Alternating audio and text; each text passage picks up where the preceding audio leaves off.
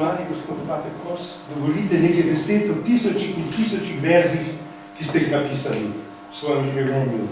To je nekaj neverjetnega, mislim, kar se tiče te strukture, obsežnosti pisanja Vladimirja Kosa, je to nekaj nenavadnega v slovenski literaturi, ki presega vsakršno drugo literarno dejavnost kakega našega književnika. Hvala lepa. Vladimir Kos, duhovnik družbe Jezusove, dolgoletni profesor teologije in filozofije na Jezuitski univerzi Sofija v Tokiu in tam misionar v siromašni mestni četrti, a istočasno in ob vsem tem tudi pomemben krščanski pesnik in pisatelj, se že več kot 50 let z lepo, a velikokrat tudi kritično besedo in mislijo oglaša svojih daljnovzhodnih japonskih otokov. Slovenskim prijateljem in bralcem doma in po svetu pošilja samo svoje oblikovane pesmi in pisma, na primer iz zelenkasto marčnega Tokija, in ve, da mu je treba pri tem geografskih daljavah za ljubljanske ali dunajske prijatelje odšteti 8 ur, da bi se srečali v istočasju. V Murski Soboti, leta 1924 rojeni pesnik in pisatelj, ima za sabo dolgo in razvejano pot, ki ga je po šolskih letih na klasičnih gimnazijah v Mariboru in Ljubljani in po internaciji v italijanskem taborišču Gonas vodila skozi trpko preizkušnjo druge svetovne vojne in revolucije, domobranske vrste in emigracijo.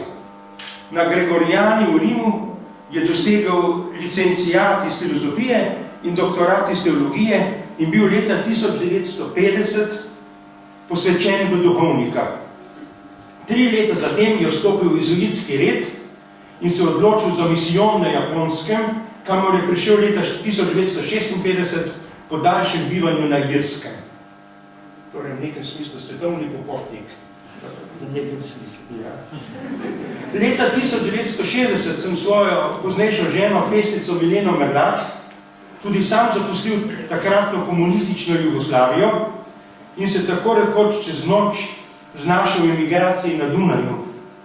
Iz Trsta, Celovca in iz Argentine so mi takrat v Sloveniji prezrti in pod kaznijo za slovensko socialistično občinstvo prepovedani kulturni delavci in avtorji kmalu poslali debele svežne z domske literature, kot smo jo takrat imenovali.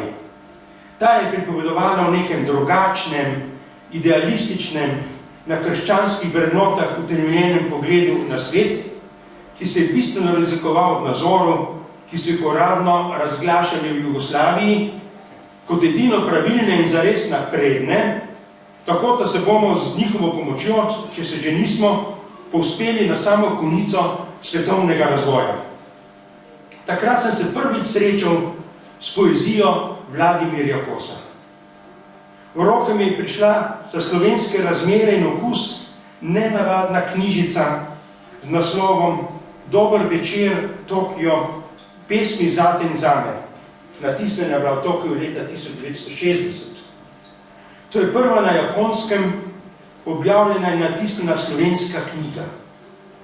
Na njeno posebnost opozori bralca, tako je tudi njena fizična oblika oziroma podoba.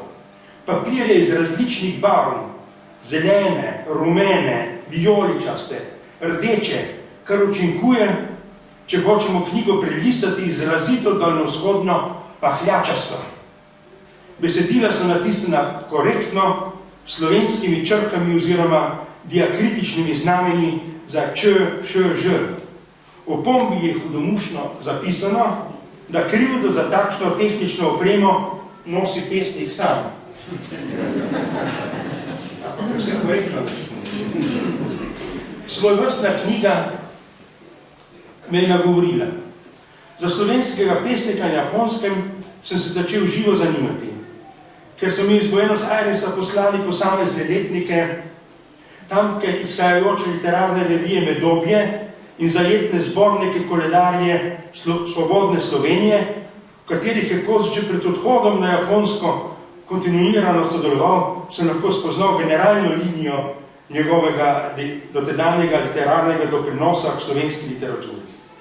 V zborniku Koledarjev svobodne Slovenije za leto 1950 je na primer priobčil dve pesmi, ki dobro ilustrirata način njegovega začetnega ustvarjanja, ki mu je sledil že s prvimi poskusi pred drugo svetovno vojno kot gimnazijec, z objavami pesmi in črtic v Mariborskem večerniku in v Mladem Prekmurcu. No, v teh koledarjih je tudi vaša Odisejada, recimo opisana paroplovba iz Evrope na daljno Japonsko.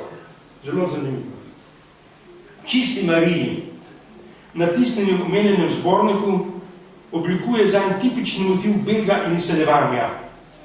Spretno ga poveže z religiozno, a tudi čustveno ponotranjeno oblikovano metaforo Marije, ki jo je kot zvesto spremljevalko trpečih predstavil že leta 1945 v svoji prvi taboriščni šapirografirani zbirki Marija z nami odšla na tuje, taborišču v avstrijskem Lijencu.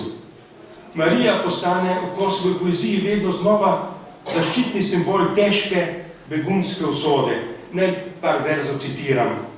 Videl sem tvoje deviške oči, na moru si stala Marija, mornari so vlekli za dolge vrvi, v vodi plesale so zlate luči. Bilo je opoldne, Marija.